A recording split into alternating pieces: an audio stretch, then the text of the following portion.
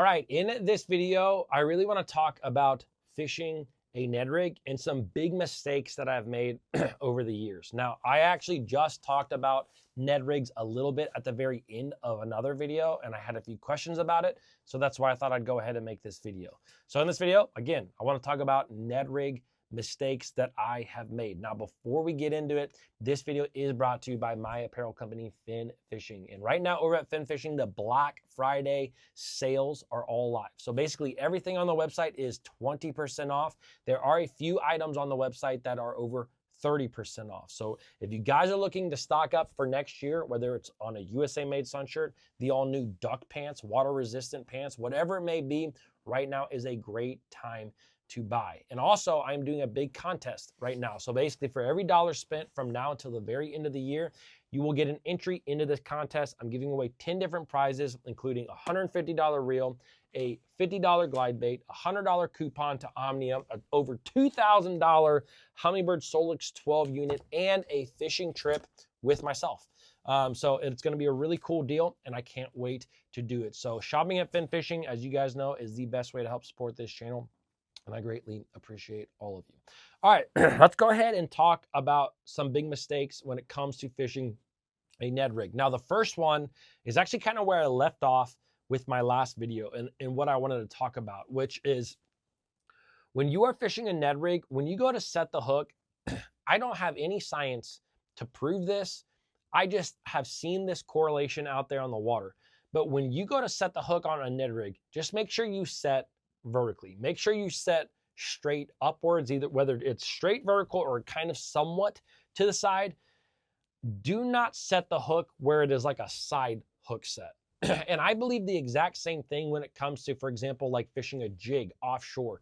Because one of the things about a Ned rig is that I have primarily fished it offshore over the years, like for smallmouth, where I'm dragging that thing. And so sometimes when you are dragging a Ned rig to the side and a fish bites it, it is very natural for us to want to reel up and set to the side. Now, what I have realized over the years is that a Ned rig is not a bait that you lose a lot of fish on, but every single one that I have lost over the years is because of a side hook set. And I don't know, like I said, I don't have any science behind this. It is just a correlation that I've seen over the years. When I set to the side, like it just seems like that fish might be more likely to come off. And I've even seen it with my tournament partner. The exact same thing.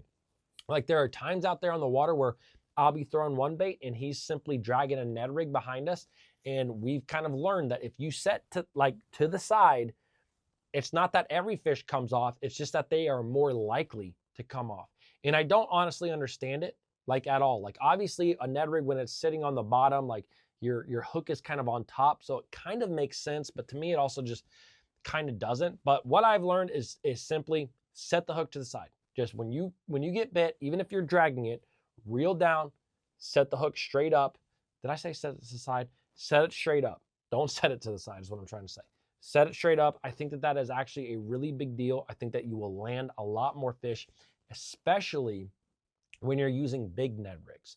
When you are using a 1/4 ounce Ned rig, which is pretty big for a Ned rig, make sure you set straight up. Very, very, very important. Now, on a side note, let's go ahead and talk about big Ned rigs, because this is another mistake that I made for a long, long time. You know, when the Ned rig became very popular, I would almost always go out and throw the exact same one, which was the TRD 2.75 inch Ned rig. And I typically would fish it on a 1/6 ounce or a 1/10 ounce Ned rig hook that Z-Man makes. And I had a lot of success with that.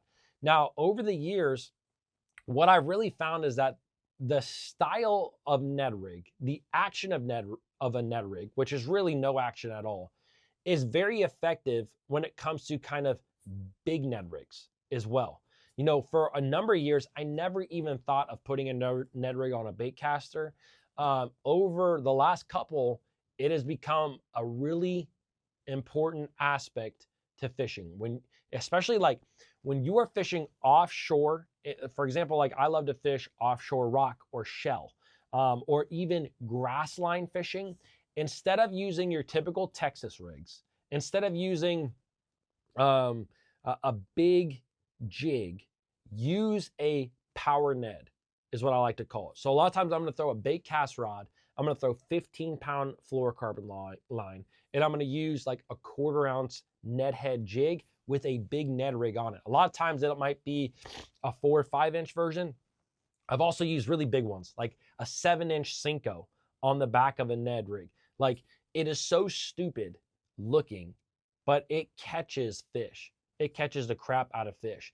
And so when it comes to fishing a Ned rig, don't always think of it as a complete finesse deal, because you can throw it on a bait caster, and it is one of the best ways to like catch some mondo bass. And honestly, the reason that I thought about doing that is because I had a buddy in a tournament when we were fishing on Lake Chickamauga a number of years ago, and his co-angler was a Japanese angler, and he fished a magnum-sized Ned rig behind him. Now, my friend who was a boater fished your typical offshore stuff, deep diving crankbaits, big jigs, hair jigs even, swim baits. He was fishing all your typical stuff, and he said his co-angler was absolutely waxing his behind. It's not exactly how you put it. Behind him, though. And he was using that kind of power Ned.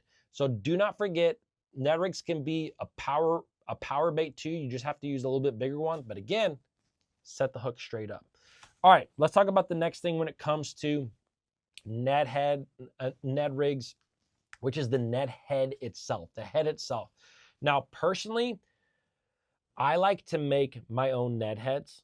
There are some out there on the market that are good. The biggest thing that I will say about Ned rig heads is that I actually do not like Ned rig heads that have a plastic keeper on them at any capacity, especially if I am using an elastic style plastic bait. So if I'm using the elastic baits that have the super stretch, that are super durable, I do not like to have a plastic keeper on that head at all, because honestly, it just causes a lot of frustration. Because, like, for example, the original Ned head that comes like from Z-Man, I used that for a number of years, and it has that little barb on the bottom end of it. I started just ripping that barb off for a number. Before I started making them, I would just rip that barb off, because honestly, you catch a fish or two and the barb kind of gets hooked on the plastic weird, and then you can't get the bait quite straight enough on there. And the thing about a Ned rig is you want as straight of a bait as possible. And so the only problem with not having a plastic keeper is your bait wants to slip down. So how do you resolve this? It's just a simple dab of super glue. So anytime that I'm fishing a Ned rig, I don't like any plastic keeper at all. I'm going to thread my bait on there, put a just dab of super glue on the head, the backside of the head of that bait, stick it there, and I'm telling you what, you can fish that all freaking day, and you will not, it will stay the same. Like, there's no issue. Now, the one thing you want to make sure you do is let that fully dry, which when you are kind of putting elastic on with super glue together, like, it tends to dry quick as it is. But anyways, to me, that is the best way to get a very straight Ned rig that will last you. Honestly, I have done that with single plastic baits, and it has lasted me multiple days. I don't know if you're an angler like me. If I go out and pre-practice with a bait and get a lot of bites on that bait, I want the almost exact same bait for the next day of the tournament. I don't know, like, you get this confidence thing with this single bait. And there's been days where I've been on Ned rig bites where I'm like, I'm able to use the exact same plastic over the course of 2 days, catching a lot of fish on it with that system. And I never have to worry about continually messing around with it. So anyways, that's a big thing when it comes to Ned rigs. All right, let's talk about the last thing that I want to talk about when it comes to a Ned rig is do not overwork a Ned rig.